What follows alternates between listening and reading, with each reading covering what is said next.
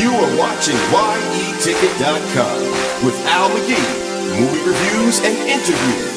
This is YETicket.com. YETicket.com, your entertainment ticket. We are your entertainment ticket, that's right. YETicket.com. We are your entertainment ticket, that's right. YETicket.com. YETicket.com. YETicket.com. We are your entertainment ticket, that's right. YETicket.com.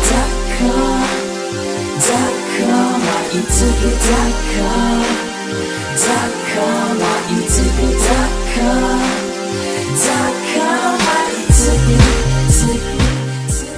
Hey, this is your entertainment ticket. As you can see, I'm with the beautiful Leah Gibson. She's in a new TV series on DIRECTV called Rogue, and also here with Joshua Sasse.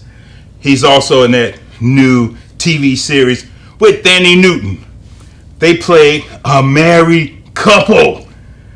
Josh, man, you play her husband, and Leah, you play his wife. But this question is, who's really the man in this relationship? Because you seem like you really pushes his buttons to make him a better man.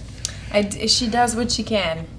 Yeah, she does what she can. Takes a strong woman, I think. But now, when they approached you about this series, what did you like about it? I loved the writing.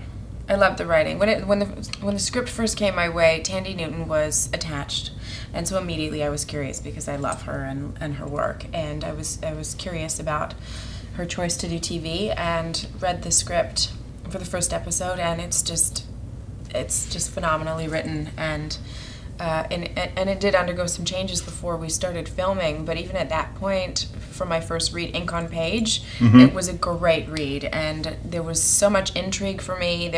I was drawn into just the characters, what was not said between the characters. I knew there was a lot below the surface, and as an actor, you know there's room to flesh the character out. So I was excited about that. I could tell in the beginning it was something that was going to be good. Now, Joshua, did they have to push you almost off the balcony because you heard that Leah's going to be your wife? Or did you just jump into that pool immediately? I jumped in and swam, yeah. Oh, man. I swam in its depths. Well, we had a chemistry read, like Leah was saying. So the first day we met. Josh was cast first, by the way. He was headhunted for the role. Well, yeah, I flew up. They cast me in England, and I flew over to Canada, and yeah, I mean, it's great. I mean, when you have a husband and wife relationship, it's really important that you have you create that backstory and that history, and that is completely reliant on the trust and faith you have in each other. You know. Yeah. Now, tell us a little bit about your character. Your father is the head of the gang, or I don't know, what is it? What is it? A gang? What is it? A mafia? What is it? Like a crime syndicate, like a crime family. Yeah. Well, your father's head of it, but you feel that since you're the son, that you should be next in line and you should have more power and things like that. Yeah, so, things like that. You know, and and you want to really jump into it, but your father won't let you do that. How come? Yeah, I think Alec, he's got two sons, right? So one son, it's like the brains and the brawn, the black and the white. One son represents where Jimmy wants to go, and the other son represents where Jimmy's come from. And I'm the eldest son, and I've emulated my father. I look just like him, I talk like him, I walk like him. You sure do. I'm still getting emasculated by him, and it's incredibly frustrating because I'm very hot-headed and very ambitious. Yes. And power-hungry, and I've got a wife that's kind of pushing me towards that. So it's an interesting mix to play. Yeah. It sure is. Now, when you read your character, but you realize that Jimmy he wants to be everything. Why are you trying to push your husband to be all that he can be? Well, I think that, Kathy was not born into this situation. She's not born into the Laszlos. She found herself in this position and made choices along the way based on her relationship with her husband. So that's her epicenter, is the passion she feels for her husband. And she's a very smart woman. She's definitely a survivor in her own right. And I imagine that she had kind of she didn't live with high class. She didn't live with money, and she's a survivor. And she met her husband and wants to be a support for him. And she's a wise woman because she knows her place in this family, and she knows not to overstep her boundaries. Wow. And she knows that it's a man's world. And she also sees beyond things that her husband sees, and kind of maneuvers her way in that world through Alec. Wow.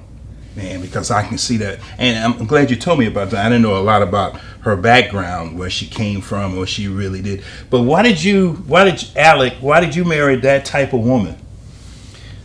I think Alec probably fell in love.